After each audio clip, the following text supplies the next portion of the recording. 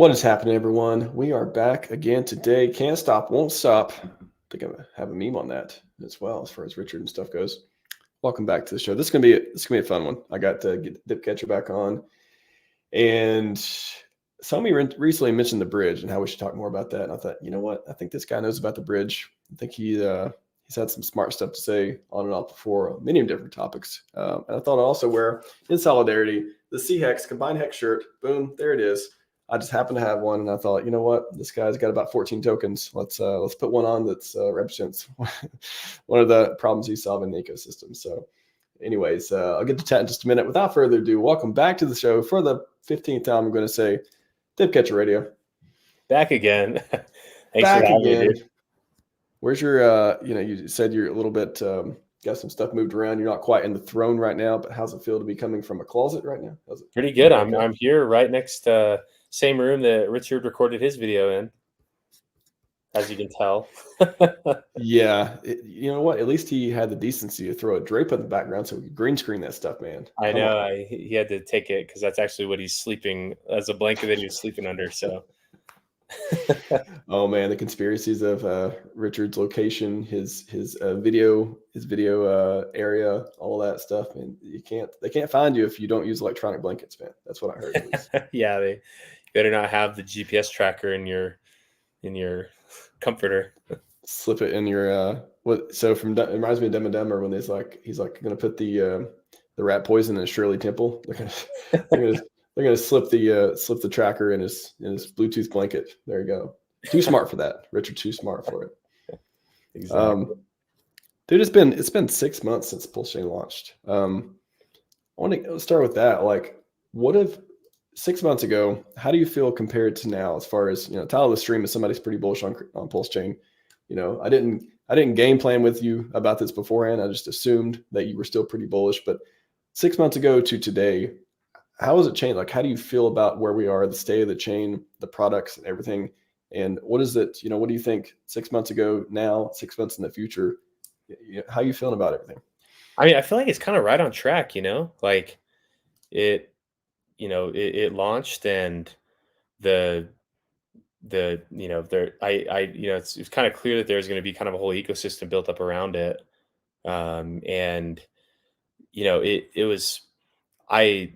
It was kind of clear, I think, that just considering how much demand was absorbed in the sacrifice, that it's like and what's unique about that is that that's demand that was converted into supply. That wasn't demand that absorbed supply.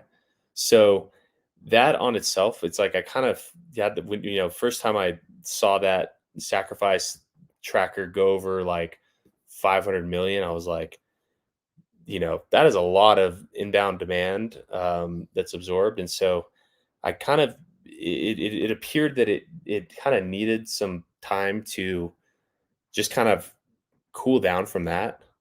It's like, even though there wasn't a price chart itself, that is kind of like a blow off top type of thing, where so much demand goes into it and then the supplies, then emitted. And so I think that, if you consider that as a kind of an extension of just the hex market, because it's similar audience and just, so much demand that had been absorbed by that, it's kind of like a big bull market peak. And so in a standard, 2 or 3 year bear market after like a raging bull market sequence, it's kind of like we're right on track for that.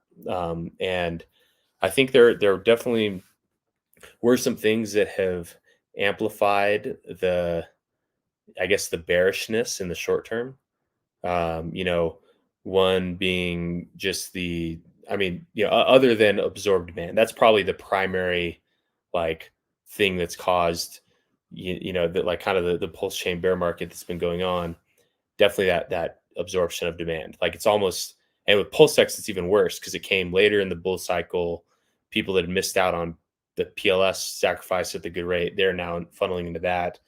So that one, and probably worse fundamentals generally than PLS. Like, PulseX, I think, is probably in an even tougher situation than Pulse. But it's kind of like the the standard market cycle, even though the price charts only existed for 6 months, the market itself, and if kind of like Hex is a proxy for that initial PulseChain value, because most of it was sacrificed Hex, it's almost like you can kind of treat the Hex chart as the Pulse chart up until the launch, and then from there, it's been it was holding really steady, and then I think the SEC lawsuit, I think that kind of uh, might have taken some people who were already looking to sell. Maybe like had overinvested, or maybe they're invested in other things that have been going down a lot, or maybe they have a lot of Hex that was down a lot at the time.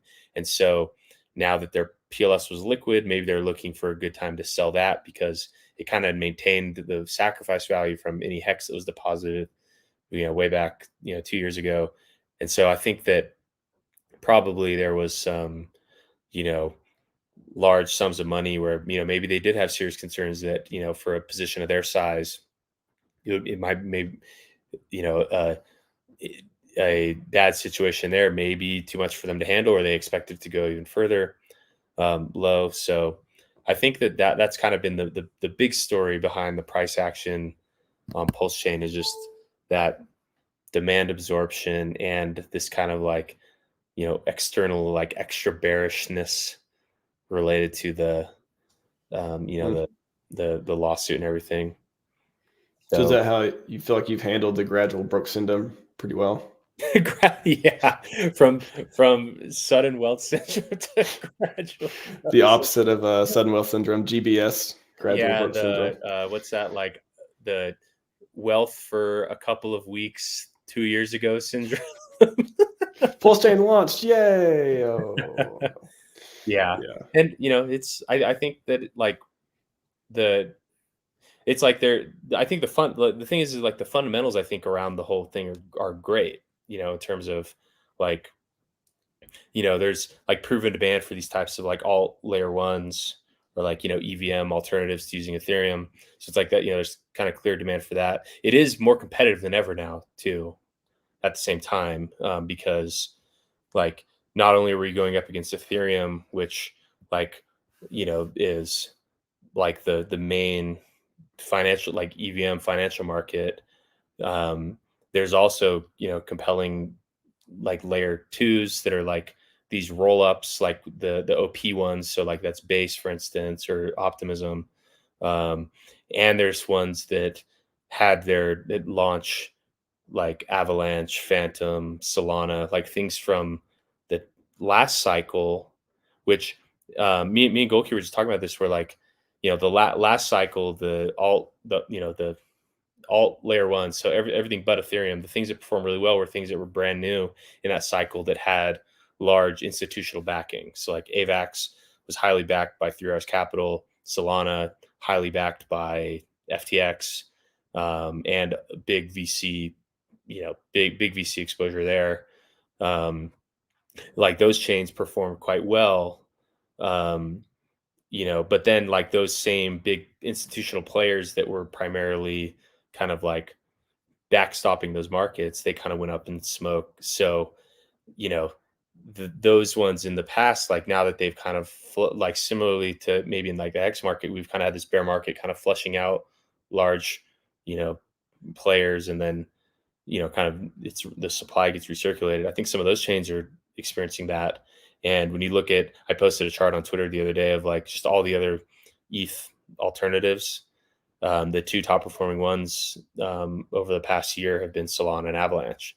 So ones that have kind of like extraordinarily bearish things going on in like 2022, but then maybe just because those went so far down, that's like from the point that chart was measured on, it's like, because it went so down is what allowed it to kind of spring back up at a high quoted percentage.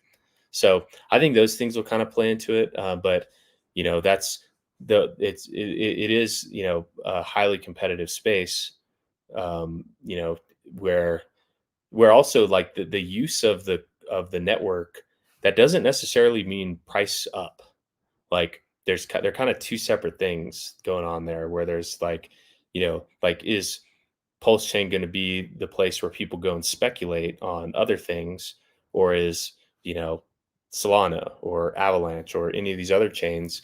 And but the thing is like, if people are going over there to speculate, what that means is that they may be buying the token. So for instance, like, whatever shitcoin of the week on PulseChain that may draw in new users, they may be buying PulseChain PLS, but then they're then turning around and selling it for whatever other thing that they are actually speculating on. And then say they capture some gains from that. Now they, maybe cash out for some PLS, and then it comes down to what they do from there. Like, are they selling that PLS for DAI and bridging out? Or like, so even like the increased adoption, that doesn't necessarily mean increased PLS price. The increased PLS price mainly comes down to, are people buying and hoarding it? And so those are kind of two separate, entirely different use cases. There's like using PulseChain the chain, and then hoarding PLS the token. And so those may not even, so like in terms of competition with other chains, there's direct kind of head-to-head competition of, where are the high demand shitcoins going to be hosted. But then there's, separate from that, there's just like the underlying token price and value. And in that case, there's competition not only against other EVM things, there's competition against real estate, Bitcoin, Tesla stock, Meta, S&P. Like, so, we're just treating the token as the investment. And so they're kind of two different ones where, where there's like competition on kind of both fronts there. And so I think like probably like a, they're kind of both one and the same in some sense, where like if there's lots of opportunity on PulseChain that people are interested in, then that's more people that are associating PulseChain and PLS with success. And, they may be, viewing it, if they feel like, okay, here I am, like, spending gas and using this chain, then perhaps this is a good investment to make. So there's some overlap there, but in general, the kind of use case of PulseChain as a chain versus PLS as an investment, those are kind of separated in a lot of ways. Well, what are the ways that people to hoard PLS? I guess maybe what is best for price, and what would you see that's happening? What would you like to see, or what would be things that you're seeing that's like, okay, this means people are starting to hoard it more, hang on to it, or otherwise, is it just the bridge activity? Is it people locking up in protocols? Is it validators? Like, what are different ways that would make PulseChain's price performance better because people are hoarding it instead of selling it or just not buying it? Yeah, so I mean, so like buying PLS to have a validator, that's like an example of buying and then holding for an extended period of time. And then, so whatever the turnover is of like, having your validator, and then, no longer having it and then selling that, like that's kind of that time frame between purchase and sale that kind of matters. And the longer that time frame, the better. And so, yeah, so validating, locking it in protocols to an extent, but it kind of gets unwound. Like, for instance, if you lock your PLS in something to then extend credit against it, in that moment, you have bought the PLS, you now have locked it. But then in the event of some type of liquidation where, in that case, it's then, getting sold, or, it gets transferred to someone who may now sell it.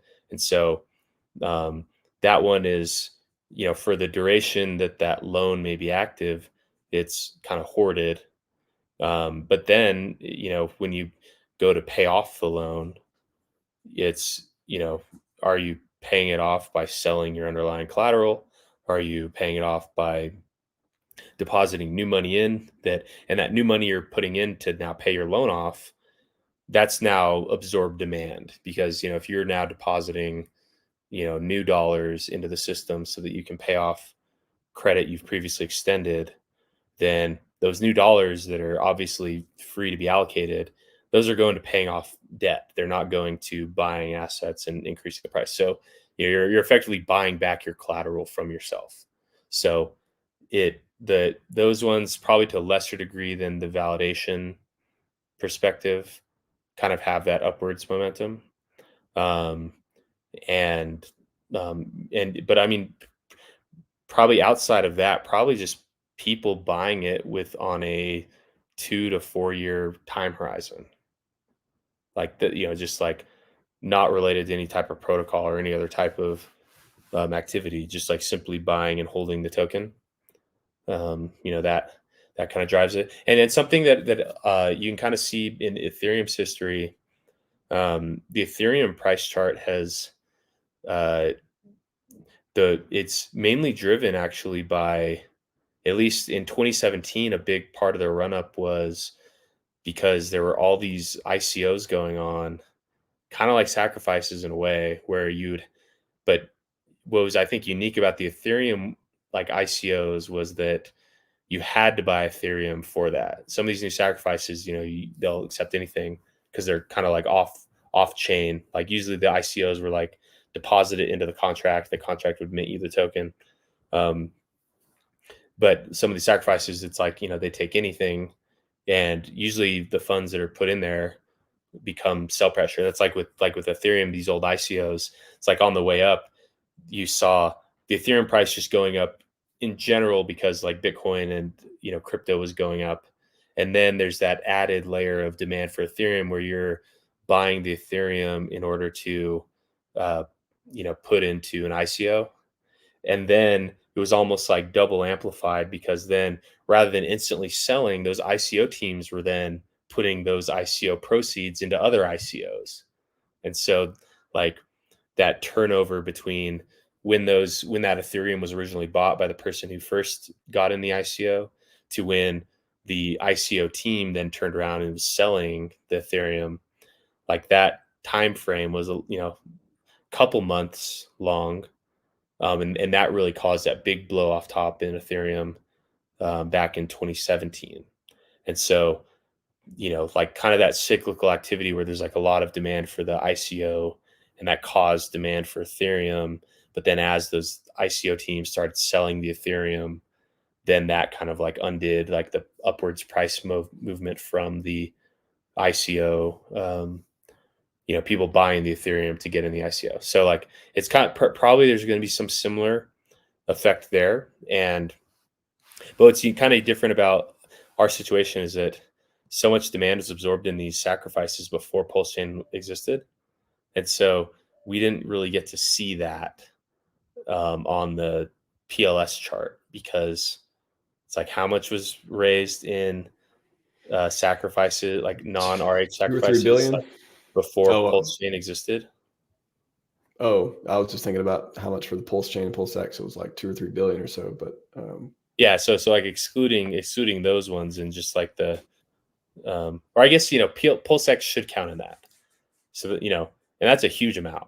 Like that was, but I mean a lot of it was hex from like OA and all that. But so it's kind of, but whatever the amount of like user supplied funds into that, it's like had the PulseX sacrifice taken place and you had to mint with PLS, it's like we could have experienced some upward, so like that's something that we haven't had, and we haven't like, there's kind of been some sacrifice here and there, but like in general, those types of like capital formation events just are much larger when prices are up. Like there's very little room for that, like very low appetite for that right now because of just how, you know, broke we there are. haven't been any big breakouts from that model yet. And so but people have a short memory, and things kind of change and prices are higher.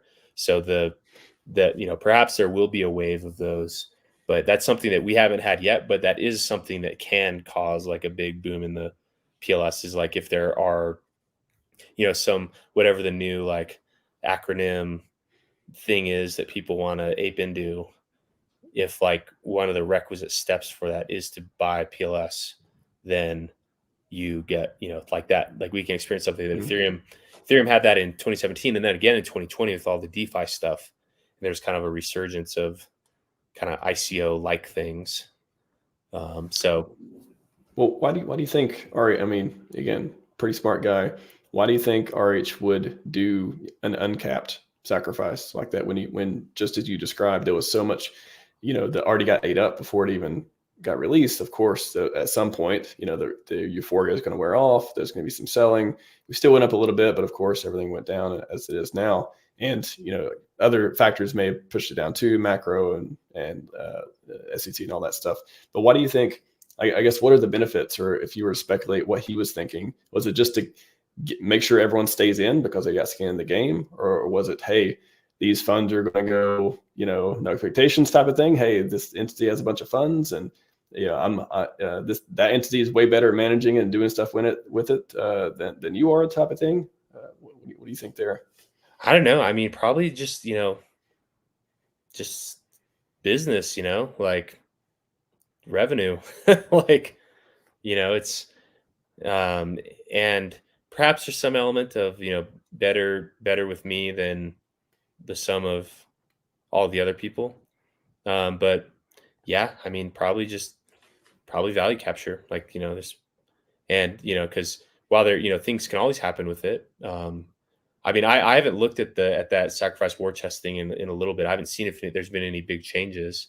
I don't think there has been. I think someone like it would have kind of bubbled up if there was big movement from any of those. But I mean, the way I instantly look at it is I just go to the DAI and Ether scan, and then I look at the holders list. Yep, number one, PulseX sacrifice, still the same. And then, yeah, so it does it, at least from that. I mean, we'd have to look at all the wallets to see if there is any change. But, so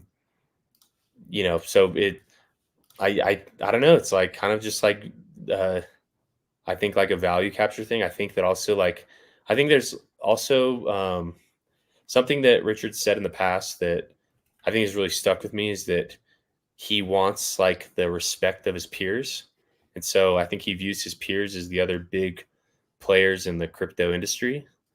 And I think that there's some type of like flex value of being, the largest holder of DAI, just procuring a huge sum of money and being in zero debt.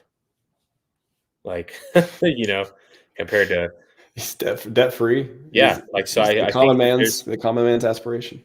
Yeah. And, whether or not those funds ever get used. I mean, even like right away, like if you scroll down on one of those, it cites the liquidity provider action that was taken where, a couple $1 million of USDC was put in at like between 2 and what is it like?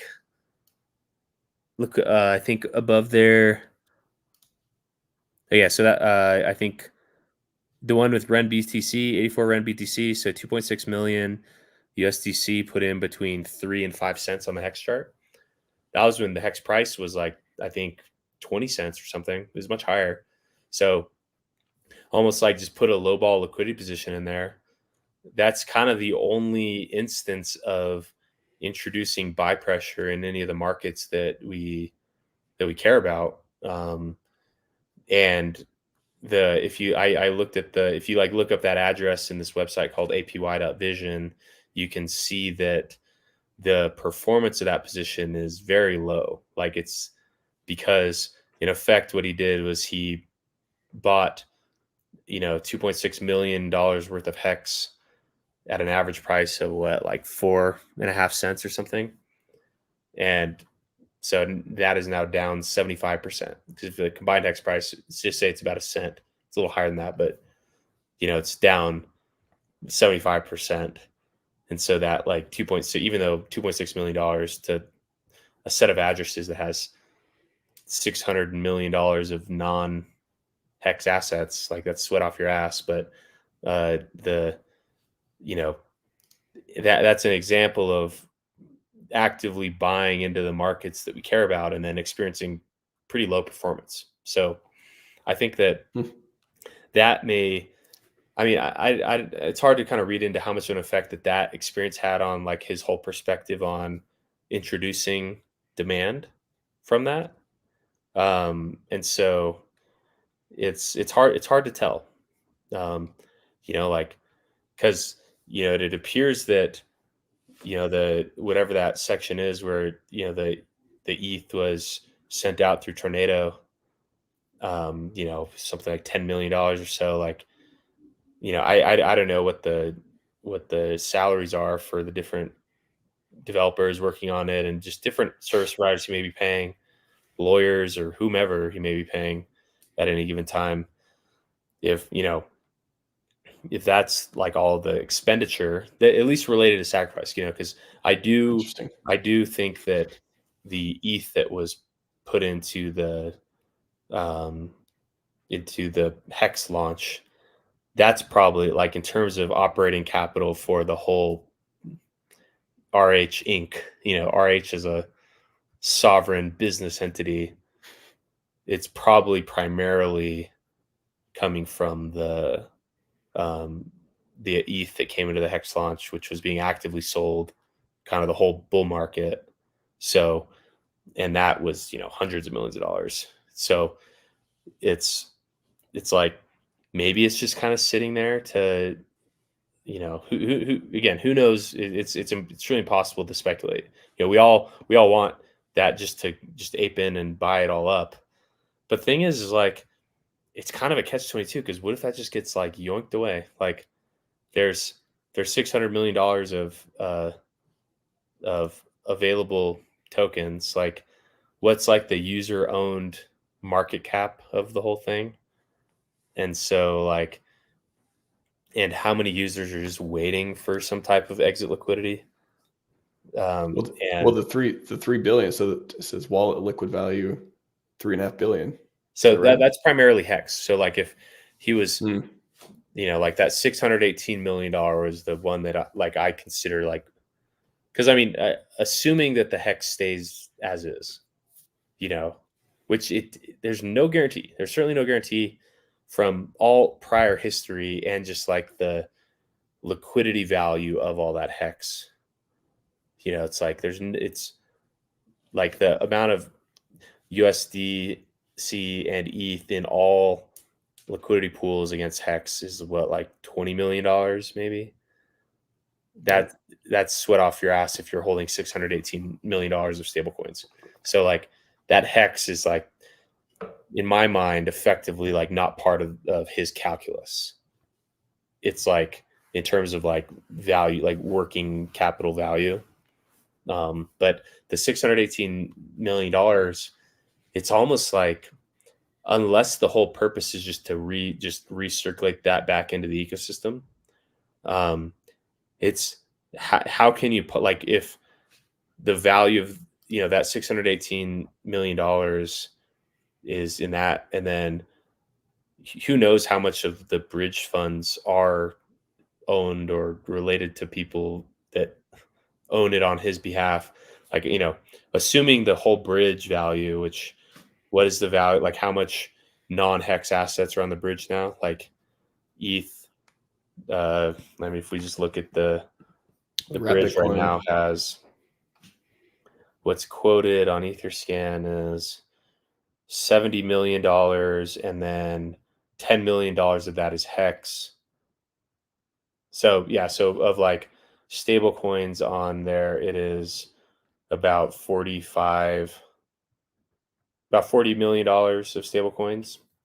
So like, if that is like the liquidity value of the whole PulseChain ecosystem is like the amount that could possibly be extracted in this moment, like there's almost no way to experience ROI if your starting value is $600 million, because you are the liquidity.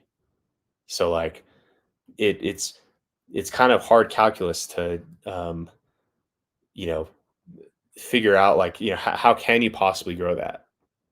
And so maybe that does mean that it's more likely just to be injected and taken as a loss, to where it's like, because like, how much money is enough, for someone to achieve all their goals and wants and needs, and then how much of that, like, for like, because there's other value than just like the financial value of those assets. Like there's like social value in being the guy who, who's created like a large, vibrant ecosystem and injecting, money from that back into the ecosystem to grow it and to make it more popular and make you more renowned. Maybe that's worth experiencing financial loss for that. So like from that perspective, that increases the likelihood that I think that those maybe just injected back into the ecosystem. I don't know if done through liquidity or through market buying or like some other way that is then, kind of introduced back into the market. But like from a financial ROI perspective, I don't know how you can, but like not in this market, you'd have to go to like Bitcoin market or even just like park that with a 5% CD and be happy with your, what's 5% of 600 million? Like 30. Be happy with your $30 million of income per year from a 5% CD with your $600 million. Well, so that's what I want to get into too, is what it doesn't make sense to do anything with the money, especially, okay, if we assume the entity, whoever controls this stuff, doesn't need money. Like if we assume that, I think it's a safe assumption. And we assume that, they wish the ecosystem well, maybe they want the status of having, again, the best coin or the best, minting the most millionaires or whatever this is, whatever the measurement is, the glory in some way. Why wouldn't that go into making sure the ecosystem like performs even better or well, or in a legit way, not like, I don't know, frame that however you want, but like, what other reason would it disappear and not, or stay dormant? Like, why wouldn't it be used in some fund? That's what I'm trying to understand. Yeah. I mean, not too many reasons that I can think. Like if like a stated like desire is to have glory, then that's pretty powerful tool to achieve that glory, and so that could be. Sometimes I fear what if I haven't seen when the last transaction was on any of these. What if the keys got lost? Like, like, I mean, I guess it's possible, but or maybe a different unlikely, way is like, when you're storing that much money, you probably have very serious security procedures around it. And what if, based on the situation, it is now harder to execute your security procedure to even do anything with them? So it's not that they're lost; it's just that the barrier to actually use the funds is so high that that's one reason why they wouldn't be deployed. Mm-hmm. Yeah. And yeah, so it's and maybe it's just part of the mystery, or maybe it's just part of like a long-term, it's like to us, like, the 2-year wait period from sacrifice to launch, and then the 6 months since launch. Maybe to us as the users, that feels like a long time, but to someone who's in their mid 40s, and just like from their own life experience and their own time frame on the world, and maybe there are plans, but like it's not part of like the today. It's part of like a longer term strategy that maybe users are kind of on edge and wanting something to happen now, but like as the sole control and the owner of those funds, it's entirely at their discretion. And so wait, is there a line, is there a point where it's the return on investment as far as using the funds diminishes, where nothing happens with them? Again, we're just saying, if something happened with them, we expect nothing to happen with them. That's not part of the game. It's just something that's sitting there on the side that could or could not happen. But if the sacrifice, so I guess 2 different points here. One is, what was the sacrifice money for? You could say it's skin in the game and all this stuff, but there's a case to be made. Okay, this was to support an ecosystem to do something. Again, we have no expectations, but if you were to interpret it in some kind of way, it would have been, this is to help get this thing off the ground running, take care of all the bills, all this stuff. that's one part. But the other part is, if it never did do anything, I'm just thinking again, I guess, what was the point of it in the first place? Like, wouldn't the fact that it happened compel something to happen with it eventually? And if the entity doesn't decide to do anything with it for another cycle, where is the diminishing return of, okay, nobody else is only 10% of the ecosystem is still here. We lost 90% of people because the funding never the funds never moved or something like that. Is it? Yeah. Well, so in terms of why, like, it has, like, it's like he could have paid for I mean, presumably, if that, like, the $10 million that was ultimately moved out of there through tornado, which you don't know what happened. Presumably that went, to something. But there's really that could have gone to Ferraris. Like, you really don't know. It's like the proceeds from the Hex launch could have more than covered any type of development or operational costs related to this. And so I think that, like, part skin in the game, and just, like, I think, like, the value capture, like, that's a big reason why. And then I think, as far as, like, it's like then turn around and being used to kind of bolster the ecosystem. I think that maybe, like, the opposite of diminishing returns, with, like, where, if, like, right now, like, as is, if that was, like, all the energy that went into it, then will have less of an impact than a situation where, without those funds, some critical mass of liquidity and activity took place, and then it was introduced. So, like, as opposed to being, like, a thing that effectively just, like, bails out people that over sacrificed, or just, like, wanted to be done in 2 years, like, kind of a combination of, like, the longer of time for that category of user to be kind of flushed out, replaced with a new category of user, and then perhaps with other sources of liquidity, and, like, kind of more natural market driven sources of liquidity, to kind of form some type of, like, market base, and then that's layered in there. It probably has an increased effect, because it's not the sole source of liquidity that is now absorbing the urgent exit people. It's like the urgent exit people are being absorbed by new buyers, giving those new buyers the chance to get in at a low price, new kind of, like, Well, market foundation.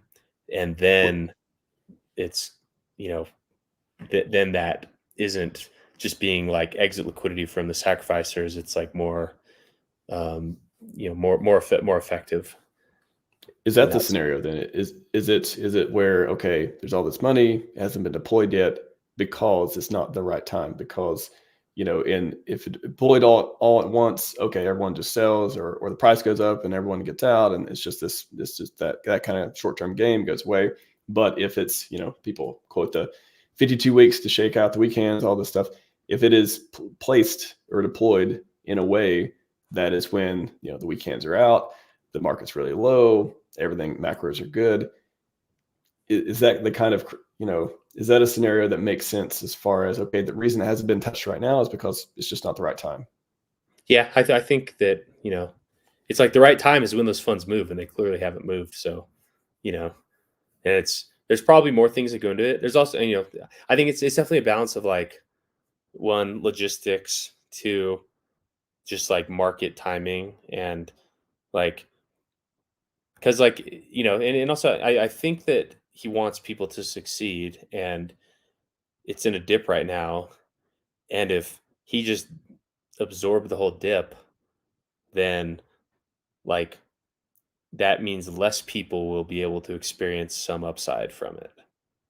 So, like, if it's users that are able to take advantage of the dip, and then, once the dip has kind of been extinguished and things are maybe looking a little frothier, and there's more liquidity than there is now.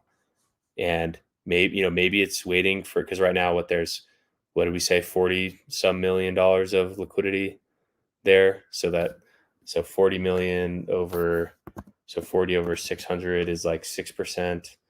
So maybe once the like user supplied liquidity gets, closer to like, I don't know, like a quarter of it, so 150 million, maybe that, maybe at that point, break off a quarter of that, match the user supplied liquidity with something, and then kind of go from there. Because like I don't think it's all going to be done at once. Like it just wouldn't make much sense to do that. And also I think that he is sensitive to the premise of like market manipulation, like that. I don't think he wants any of his actions to be viewed as market manipulation, especially right now. Well, how would you do it? Like, are there ways to do it in a legit way that's not manipulating the market, where it is clearly a project has funding and the entity that controls the funding, the founder, whatever you want to call them, they deploy it to help the ecosystem, just as like it is as a legit thing? Like, are there ways to do it? Is there different categories between like, hey, let's just hammer market buy with all this liquidity all the time and just run in a loop all for months and months and months, versus different kinds of positions, different kinds of, like, again, it could be on the technical side, it could be LP, it could be marketing promotion, it could be, I don't know, like buying banter show, like stuff like that. Are there ways that could be done where it's like, okay, not market manipulation, it's just a way to help the ecosystem? Yeah, so probably I mean, market buying is a form of providing liquidity. It's like it's not like you're putting a liquidity position in there, but like your purchase is now, it enters a liquidity pool, even though you're not the owner of it anymore, as opposed to like a liquidity position, it enters a liquidity pool, but you're the owner of it. So like, the I think there could be some element of just like buying and liquidity providing. I mean, it's already happened before with that $2.6 million of liquidity that was put in the hex, which now sits there. So as like a weird semantics dunk, whenever someone says RH has never sold a hex, he actually has. The hex that was bought without, because so far, if you look at that range, the price since that position, it's gone through like, I think 3 or 4 times. And so it entered as USDC. Then when price moved through it, it all became hex. When price moved through it again, all that hex was sold for USDC. And now all that hex still sits there for sale as USDC. So there's like $2 million of hex as sell pressure sitting there in the liquidity pool on Ethereum. That is, it is sold, but so I think that like, if the liquidity position that already exists is like an indicator of like a way that he has already thought of introducing value into the system, through that, I think, like some forms of like, paid marketing, but I don't know. I think he is sensitive to the like actual ROI of that. Because like it's like what is the return on that, in terms of like, say he spent $10 million on ads, will that result in $10 million of new demand? And so that's like the decision to make there, which it could, right? I mean, if you look at the history of Godwhale came from, you remember that, like all those addresses that had like 100 hex sent into it? Like there was like, yeah, did somebody airdrop a bunch of, or a little bit of hex to like a bunch of people? yeah, the source of that hex was the OA, and then the original Godwhale purchaser they received that airdrop and then a couple days later bought some hex in pretty big size. So the wow, that's how we got Godwell. Yeah, that's amazing. Yeah, and so things like that cost nothing, and were brought in however much demand. So it's like it's hard to even know like what type of paid advertising initiative would bring in like a comparable amount. But yeah, I don't know. I mean, there could be even greater desired uses of that fund. Like, what if RH wanted to form a military? Or Mexican army. Yeah, truly. Like, there's probably enough people that would, who knows if they're qualified to do that type of work, but like there's off-chain use cases that may be maybe they have nothing to do and maybe even be negative for the price chart of the tokens that we all like. But as far as like, this as like a movement and as a loosely linked organization and more of like us as a people and as a culture and whatever we are. I think that, so it's funny when I talk to like my family about all this stuff, like a lot of people I think view like crypto stuff as like a religion. I think we're a lot more like a political party, and where there's kind of like it's all centered around finance and business, and like the rule of law is like rule of law we kind of opt into around crypto assets. There's kind of some like social rule of law through how we kind of like interact with others, and there's kind of like cultural cohesion around stuff. There's certainly the arguments and disagreements in strategy, but all this stuff is really centered around assets we all hold together, and centered around values that we have around how society and money should operate. So in a lot of ways, we are kind of like a political party. And if that's the case, and political parties are what governments and countries are, and he's already stated kind of interest in that, like perhaps these funds are going to do nothing with liquidity pools or nothing with like the tokens we like, and perhaps it's part of a larger initiative to assert power like in the physical world. Well, do you think? I was gonna say I think we could see the tweet of like OA buys an island, but it's really like for Hexco, and then like start funding that, and then like, oh my gosh, Hexicans and PulseChains, they finally have their libertarian island paradise deal, and then like Richard starts installing like a constitution, all that stuff. It's not a lot of people have that in the back of their mind, but when you have that much money, and there are interesting ways to promote it too. So like, and if you run it as a political campaign or a political party, you have stuff like that. I don't know. Does that make price go up if we have an island? Nobody else has an island, do they? See, what I'm because like I don't know how down I am to go live on an island. It's like I want to assert my sovereignty locally. Like to me, it like if I have to flee, like I have to be a refugee, and go flee to somewhere else to assert my sovereignty, then it won't feel like sovereignty. But I would prefer to assert my sovereignty, in an area that like is familiar to me, local.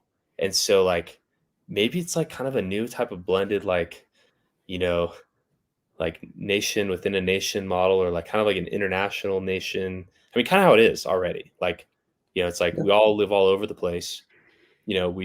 Some of us get together sometimes, and we kind of organize around these things we care about. We don't necessarily live in a single place, and like we are all generally under the rule of law of whatever place we live. But like, maybe there's some type of like, kind of like maybe like colonies type of model of like, okay, rather than going and buying an island that maybe some fraction of people are actually going to make it to, and it's going to suck because like, do you want to go live on a brand new island that doesn't have toilets? I don't know. I mean, if we did have an island, I think it would be. I think the OA would make it pretty cool. And you would show up like Ellis Island. You come there, got your seabirds memorized, and you just walk in, get your own secure device, and you just you stay there as long as you want. But everything's not. I don't know. I don't want to go. Everything's free there because then everyone's gonna be like, no, that's socialism and all that stuff. But it would be interesting. It would be cool to see. Well, there are I'll tell you off camera that there's a particular region in the United States that I'm actually certain is an ideal area for large settlement of hexagons. I don't want to say too much like that. I think we'll maybe in the future that'll be like a publicly promoted thing. I'll tell you about it. There are definitely pockets, like large pockets of land in the U.S. that are good candidates for this type of settlement. But we'll talk more about that. Okay. I definitely, there's definitely tracts of land that have been balled up either digitally. There's like right stuff, but there's also just, hey, physical rights. You can go put up your own town. You can go have your own facilities, have your own mayor, make it as legit as you want. If you got enough money, I mean, you can build it over time. So, I wanted to cover too, ink. This is something that went from $80 to 80 cents. INC. Again, I've described it before. I like monetizing risk. I kind of like the way Sloth put it before too, but also just the ability to, RH's biggest thing was making sure the ecosystem is like the liquidity, right? Like the pairing, the copies, the farms are going to be attractive. At least they were the first 3 months or so. Do you think the farms? Do you think the ink? Do you think all that? Does it need to come back? And like have its glory too. Like, can you imagine a future with ink, sitting at $5? Like, how do we get people? Do you think RH still cares that much about having the premier DEX, PulseX, and all the liquidity and all the farming and attracting all the other people? Yeah, what do you think about that?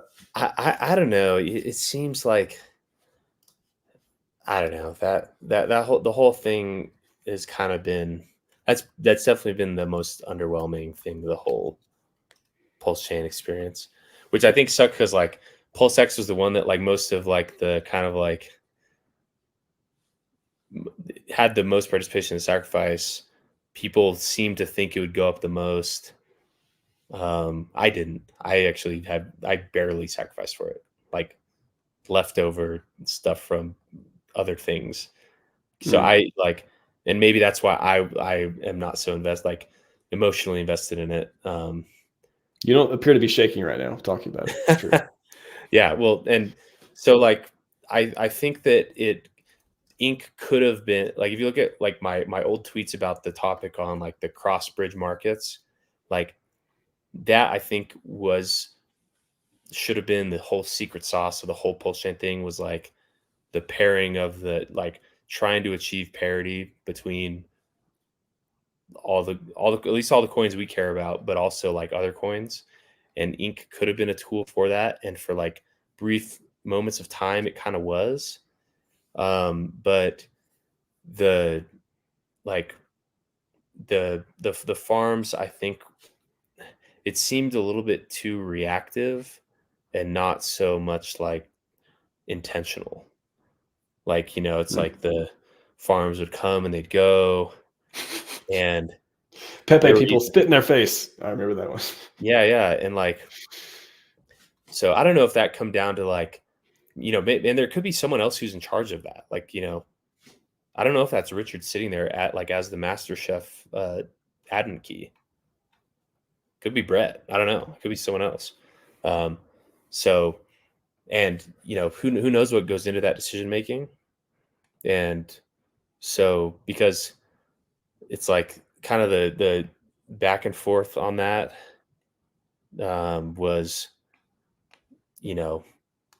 it was like, how can you like build a strategy around that if it can truly be here today, gone tomorrow.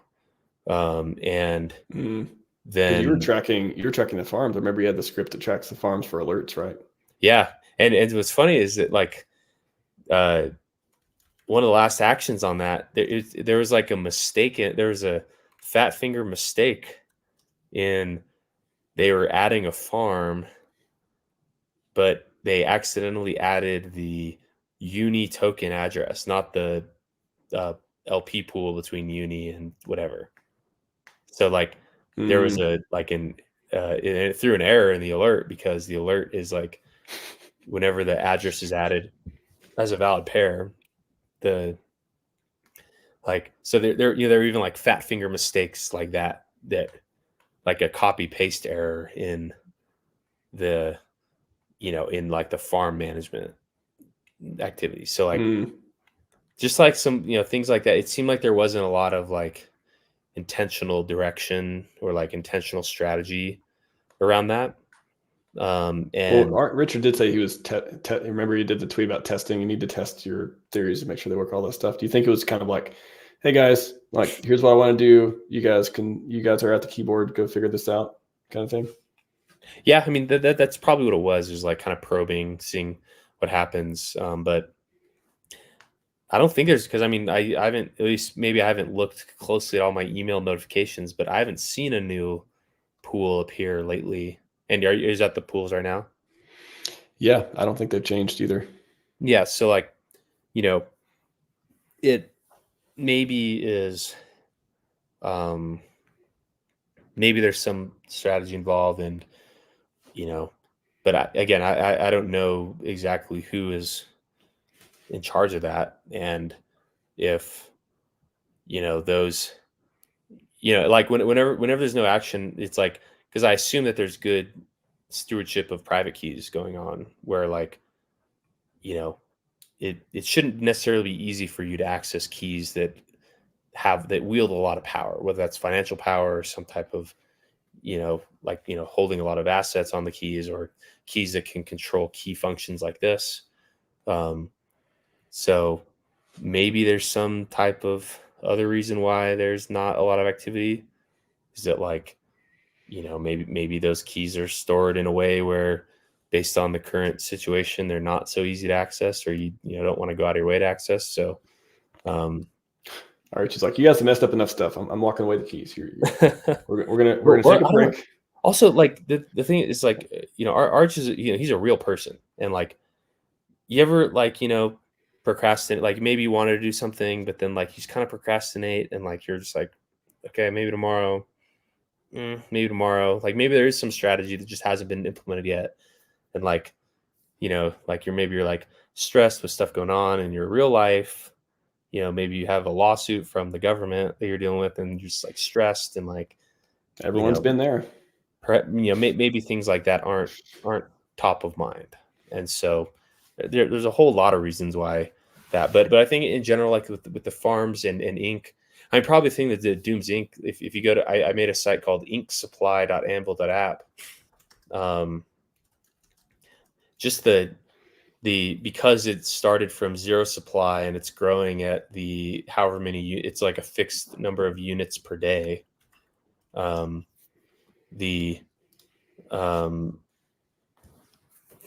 the annualized inflation is something like 140% annualized. So per day, that's 0.4%.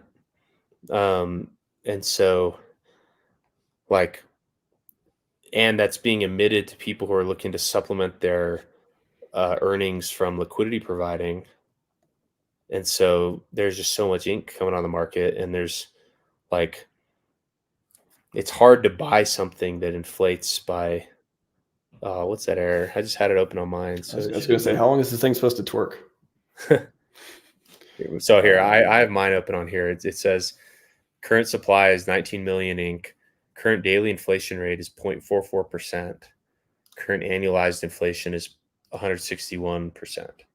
And so if 0.44% supply of the total supply is being emitted per day, and if I don't know is there any indication of how much of the ink supply itself is held in liquidity pools?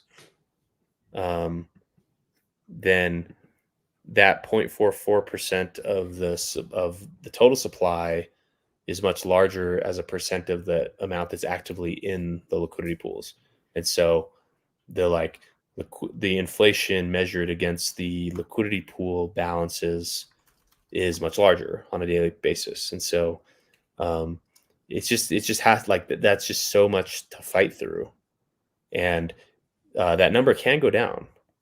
The number can certainly, because the number of units emitted per day is a value controlled by the admin key on that MasterChef contract. And so the inflation can decrease.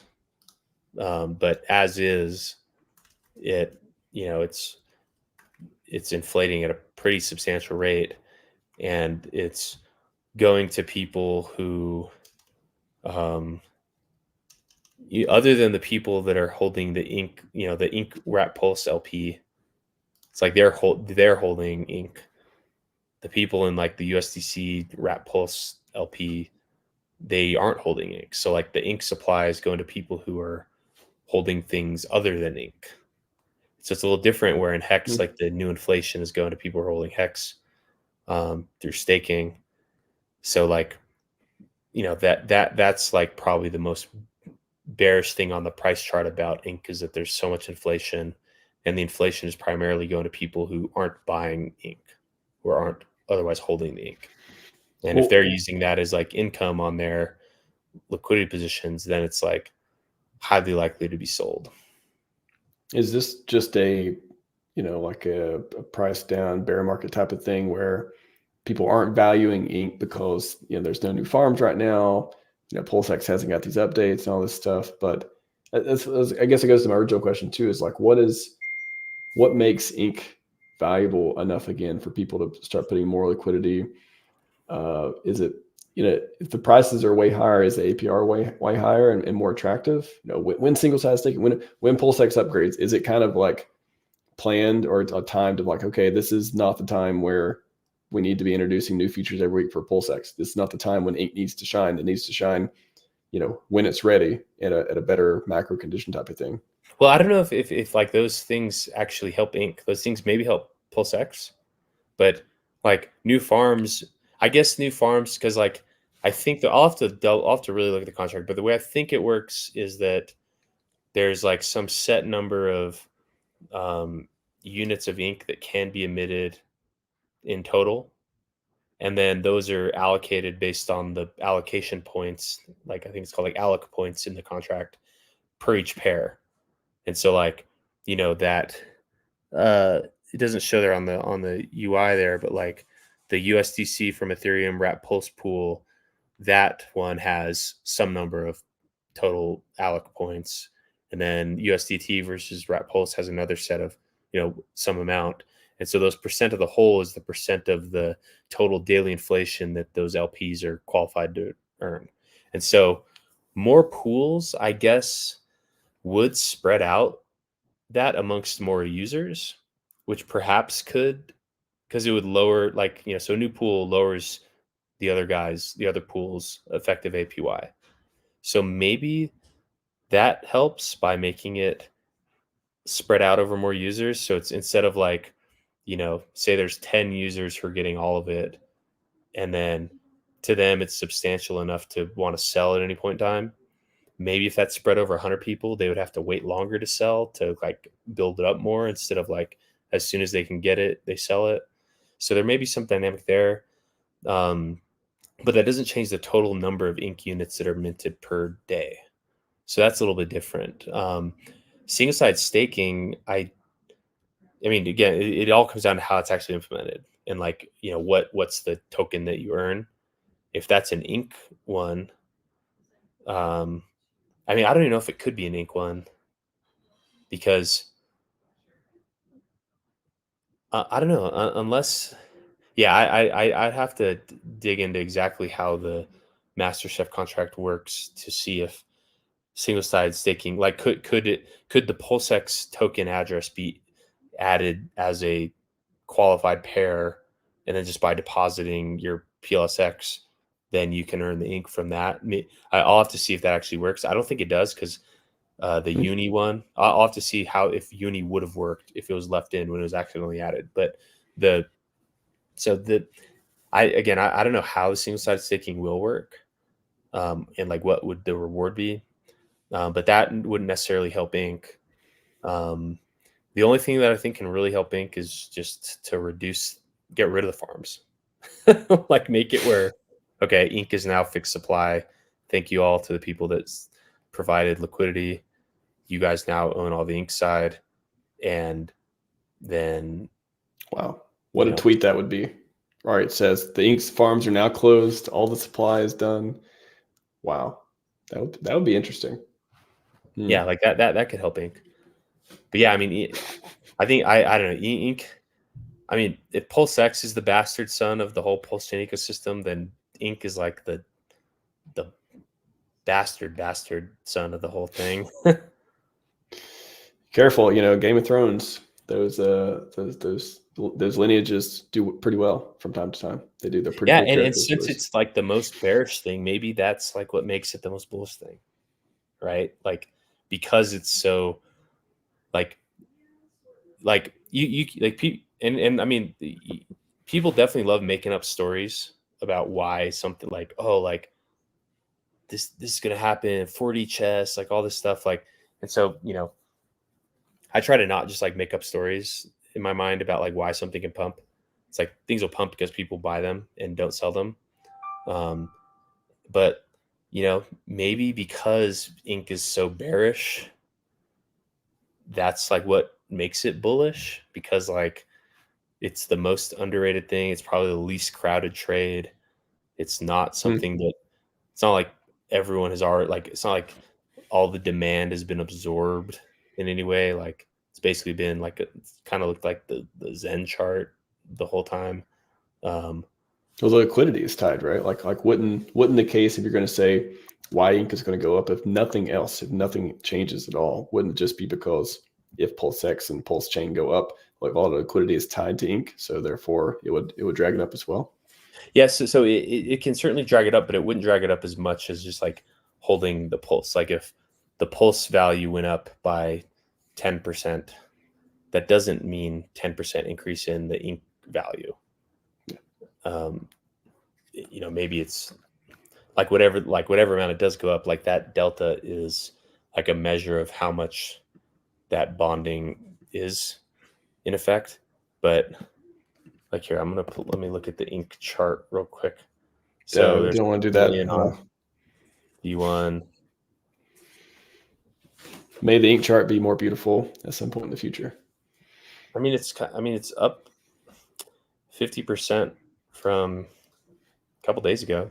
So that's a good sign, but let's see let's hit the log button. Yeah, I mean, it like the main, I mean, if you look at that, the price chart, it looks like the inverse of the supply growth chart. And so it's kind of tracking. Okay, I mean, so let's see, it's growing. It's the daily inflation is it gets smaller every day though, because it's like a fixed. It's kind of like the Dogecoin supply. Dogecoin grows by a certain number of units every block, and it's not a percent thing. So like each additional one, because like that, say it's whatever. So, I mean, just to make it easy, like say 10 units per block. When the total supply is 100, that 10 units per block is 10%. But when the total supply is 1,000, those 10 units are 1%. So like the percent growth dwindles every day, and that's what's happening on ink. I think earlier on, like just like the annualized inflation. So I think since I made the chart, so here, I made this chart, I think around, I don't know, it had to have been in like August, probably summertime. The annualized inflation was about 400%. Now it's 161%. So like the inflation is going down substantially. I mean, well, I don't know if that's substantial, but it is going down considerably. And, so that's kind of it's like the thing that's causing the price to suffer. And so if you look at let's see. So let's say from September 2023, the supply was 9.7 million, and now the supply is 19 million. Okay, so let's just do this. So from now it's at 19 million. So let's see when it was half that. So that would be when the supply was like 9.3 million, or 9.8 million. So supply was half what it is now, about September. So September, October, November, December. Okay, so about 4 months. So almost, okay, so 5, because it was the start of September. So 5 months ago, the ink price was, let's see how the ink price has moved from 5 months ago. It's down.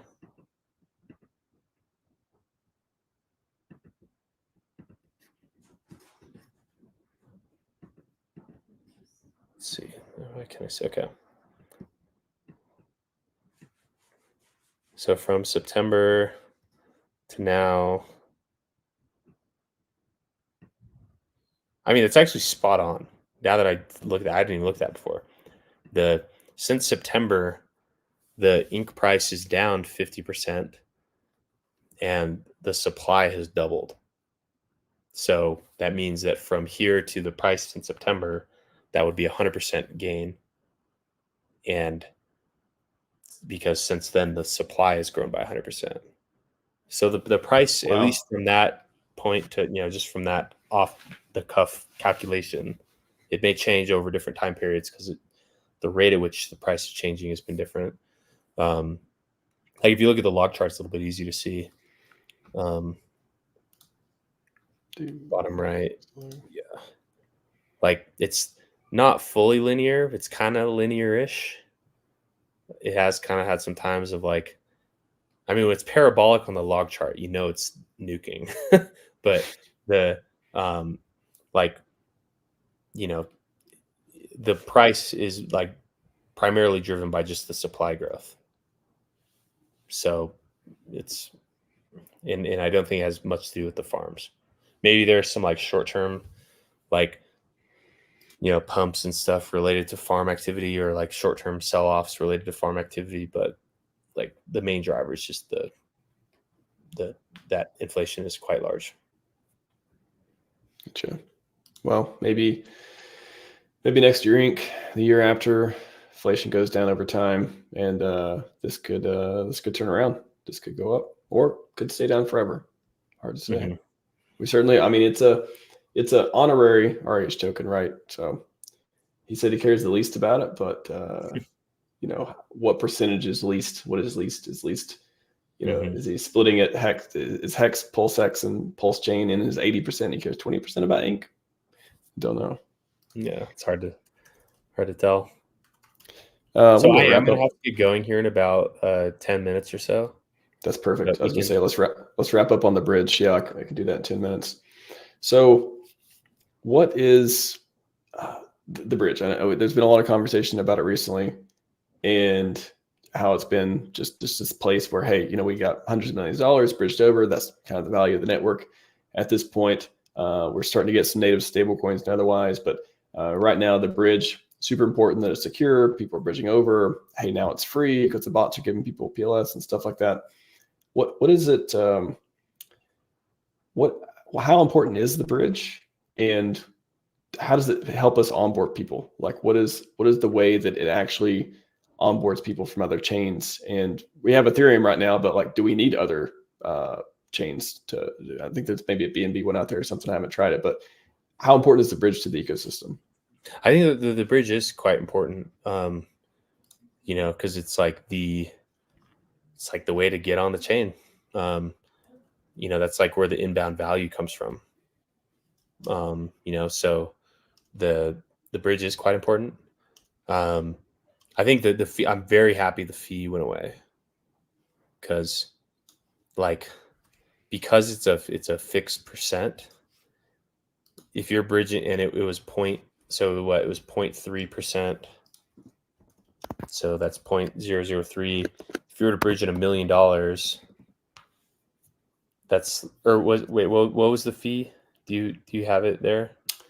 It wasn't it like 0.3% or something, or 3%. I forget what it was. Something like that. Yeah. So like for a large bridger, that's a pretty large fee. It's not much if you're bridging $100, like 0.3% isn't a big deal. But for like $1 million, it kind of is. So I'm very happy that went away. The bridge fee earners were some of the largest realized gains on the network. Like the amount of revenue that they earned was a lot. And if you track those addresses that were the fee earners, many of them are actively bridging out and bridging into exchanges or sending into exchanges. So the bridge fee earners as a whole, I mean, because they're like 8 addresses. 2 of them I saw were actively like, cashing out. Some of them were putting money in, so maybe that cancels it out, or they were, depositing in liquidity pools and stuff. But I haven't looked in a long time. That was who are the fee earners? Aren't they like special kind of validators? I don't think we got a good definition on these people yet. Yeah. So that's kind of how the bridges work. It's based on like it's called like Omni Bridge, and it actually comes from Gnosis Chain, I think, were the people that had created it. And basically the way it works is that there's like a special type of validator that approves the bridge transactions. And I think it's done primarily through some type of script that they run.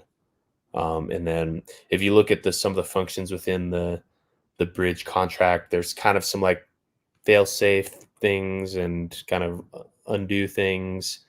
But yeah, so I think that the fee earners are, well, I don't know, actually. I don't know for certain if the addresses that are in the fees are the addresses that are involved in the validation of the bridge. I'd have to look again and see if that is the case. I wonder if I can just look on the contract and see if I read. So if there's like a mediator, let's see.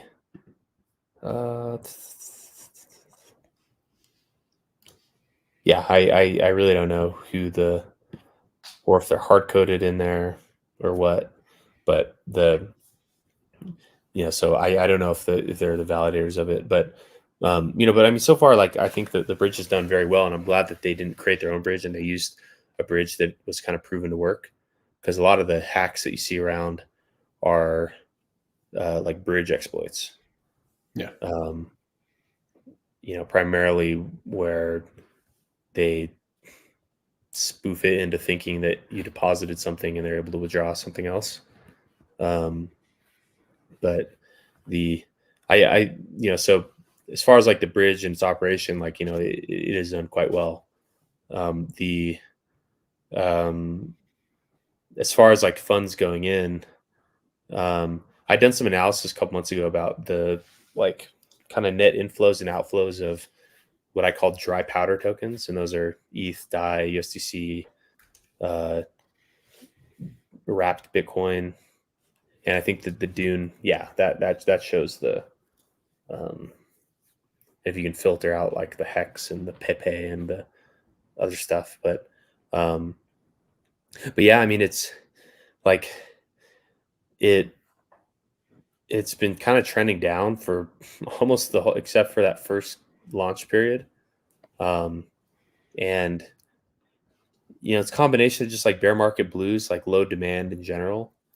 But 2, like, it's kind of like we were just talking about with like the sacrifice crowd, like the people that got into the sacrifices and like that category of user. It's like a lot of those people, if they're depositing hex, then like their hex is now down 90%, but their PulseChain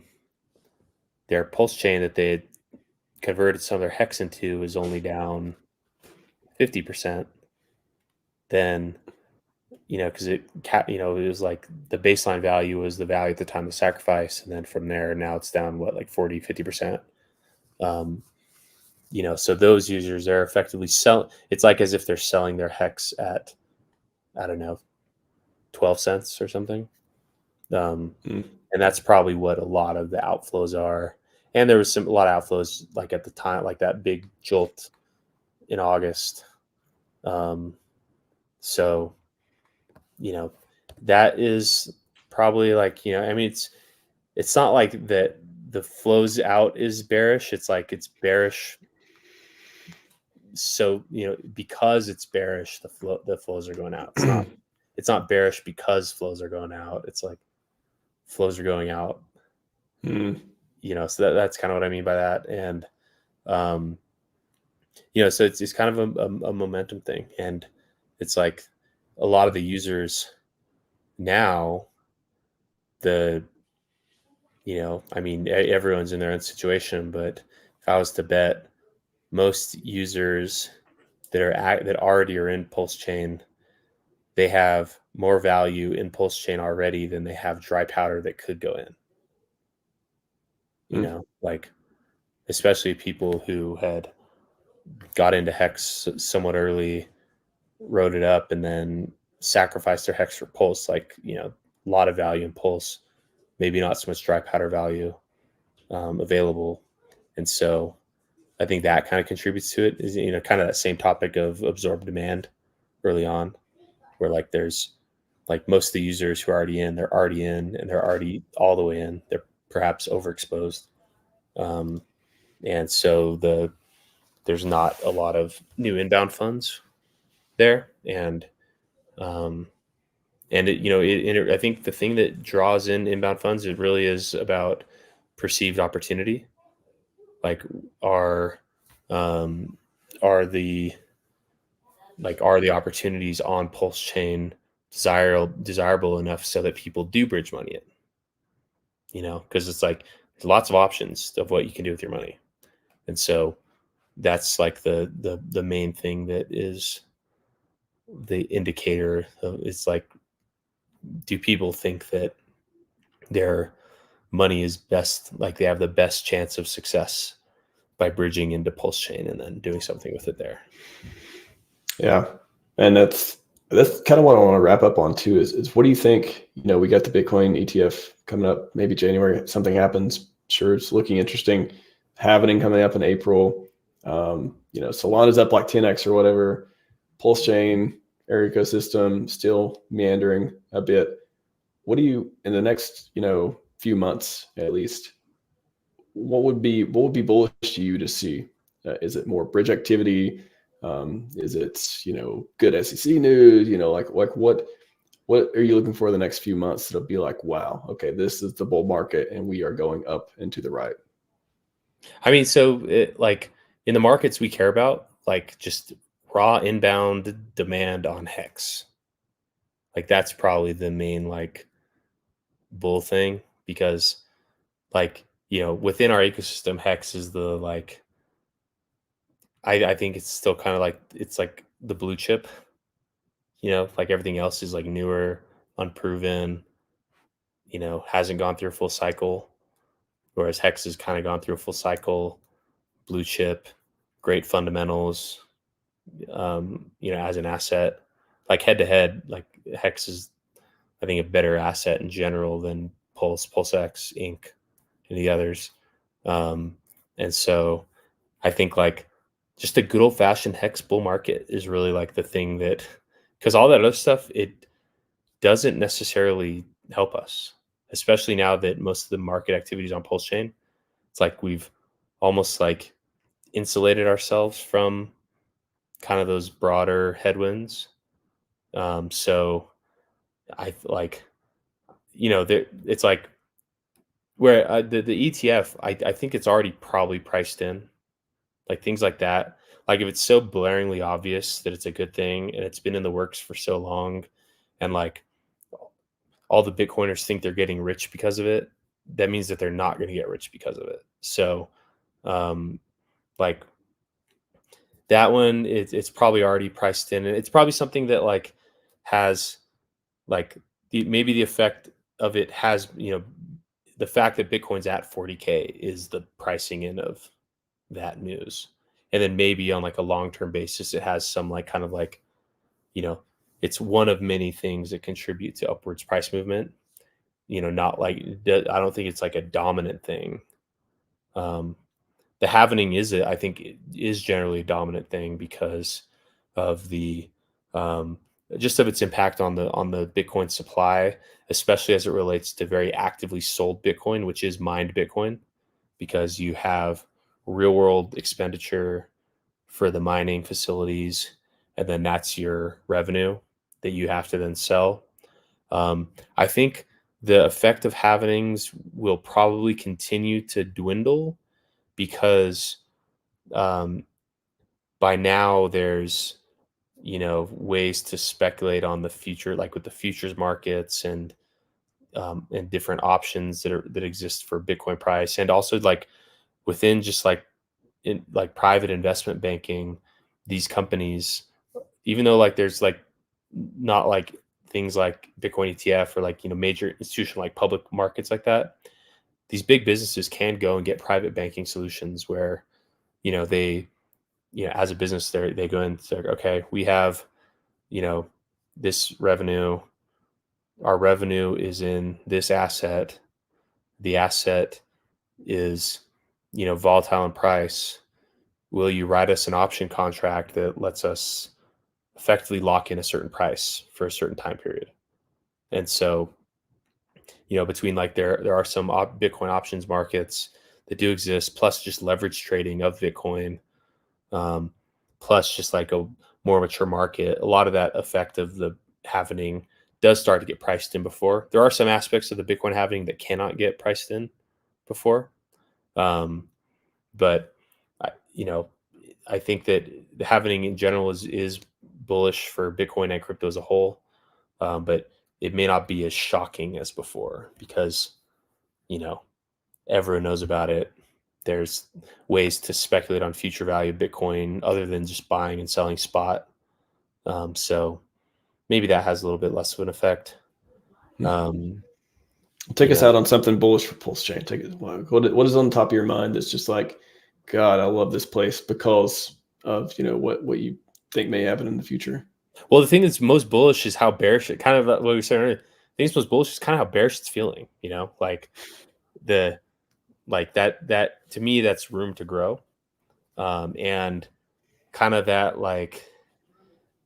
like famous like Wall Street cycle chart of like the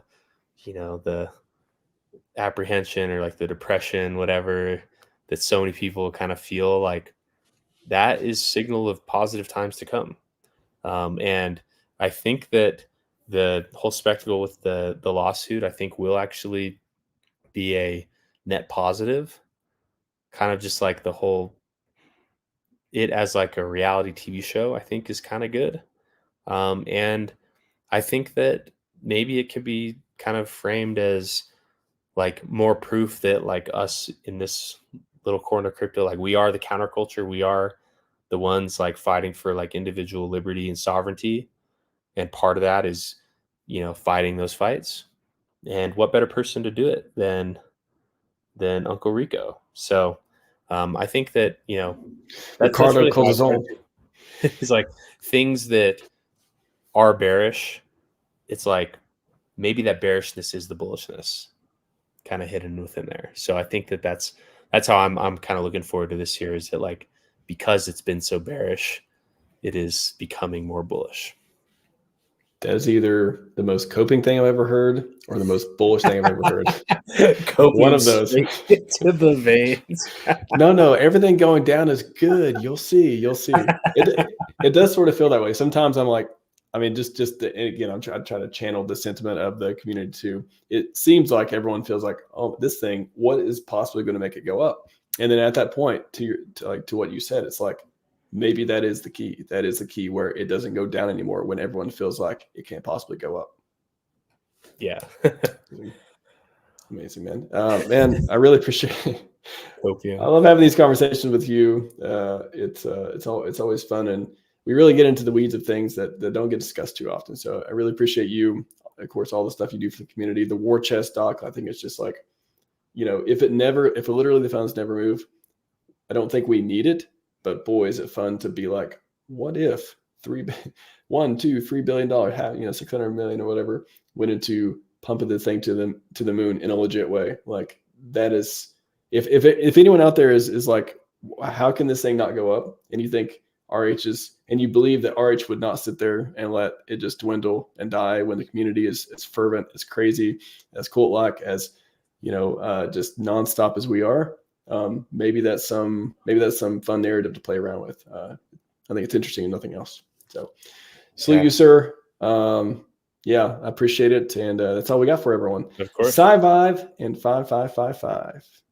See ya. Have fun.